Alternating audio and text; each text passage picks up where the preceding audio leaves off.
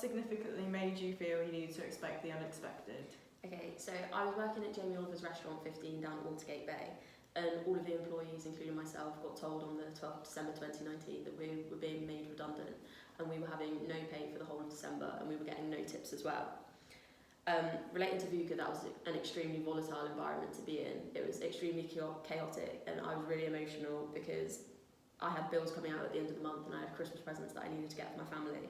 It certainly took a lot of confidence to get over losing my job and promoting my own business as soon as possible in order to be able to earn money before my bills were due. How did you overcome the setbacks of losing your job? So straight away I made a profile on Indeed and started applying to loads of jobs as soon as possible to be able to get money to afford my bills. I had quite a few setbacks because I didn't always make the interview stages of the jobs that I'd applied for. I'd say I was quite courageous to keep applying for jobs, and eventually it paid off, and I'll be starting a new job this month as a bridal sales consultant at Wentworth. In terms of VUCA, I feel quite uncertain about the situation as I've never worked in bridal retail before, so I'm not sure if it's going to be something that I'll be successful in, but I'm really excited to start. Have you always enjoyed working in a team throughout your time at Falmouth University? No, not at all. At the start of Falmouth, I really didn't like it. I think it was because at the start of uni, nobody really knew each other. There was quite a few personality clashes. But going through my time at Falmouth and relating to VUCA again, I'd 100% say that group work is such a complex thing to be involved with due to personality clashes and not wanting to argue with people, especially your friends. Including the things such as like deadline pressures, it certainly takes a lot of commitment to make the group work. After discovering my own strengths and weaknesses and developing relationships with my peers, I've learnt the importance and value of being part of a team, and I think it's a really important quality. Do you find being a full-time student and running your own mobile beauty business on the side challenging? Yeah, 100%. After my redundancy, I immediately went back to beauty. It's a passion of mine and I've been qualified for 4 years. I really enjoy the creativity side of it. In terms of VUCA again, the uncertainty of not having the demand there for my business was quite worrying. But luckily for me, I do have quite a loyal client base that I can rely on to book in with me. However, I do struggle to adapt to fitting new clients in when the workload of uni is quite a lot, and a few of the new clients don't really understand the commitments that I have to my studies and that they come first, so they can't always pick and choose a time which they don't really like. What do you find the hardest part of the uni assignments? Definitely starting the assignments themselves. I kind of wind myself up and get myself really worked up and feel like they're almost unachievable, and I overthink the work. But I've learned over my time at Falmouth that I really like structure and I really like a clear path, and I like to know what's expected of me.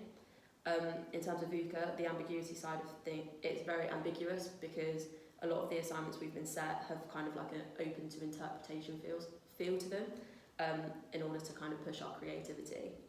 I struggled with this at first, but I began to learn it's okay and it's good to have a go and think on your own 2 feet sometimes and take a risk. What has friendship given you throughout your time at Falmouth University? Throughout my time at Falmouth, I've found the experience quite volatile in itself. For example, we have, like I said, lots of assignments due at the same time, and I find it quite hard to organise my time effectively for each and every one of them. One assignment I really did struggle with in particular was the financial insights assignment.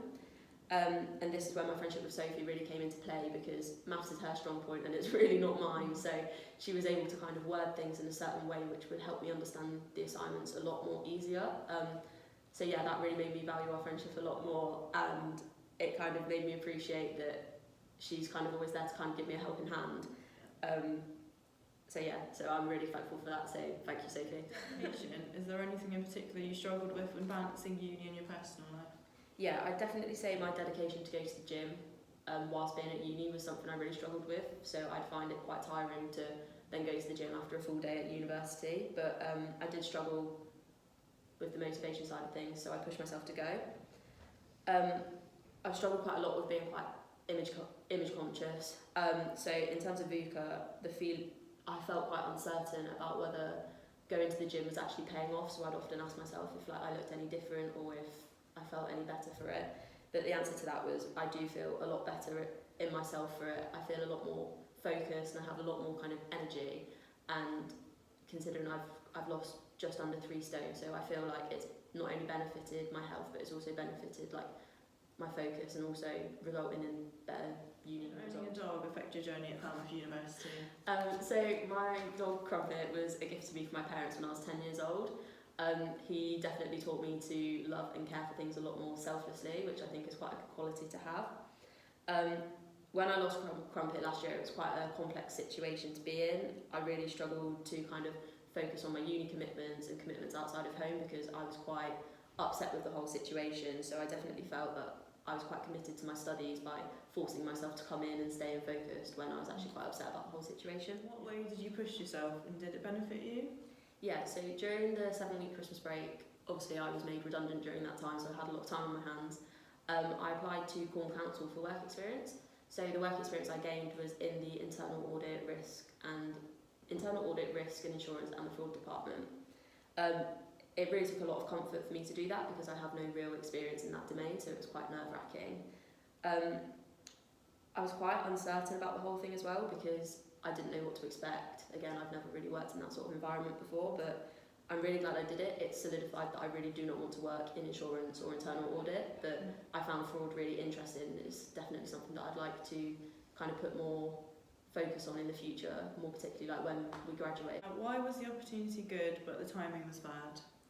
So a few weeks ago, I got offered a job as a restaurant supervisor in a restaurant called Zachary's down at Watergate Bay Hotel.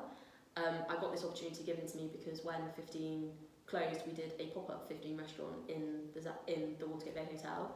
They were really impressed with the way I work, but it was quite a complex situation because I knew I had to prioritise my studies over working.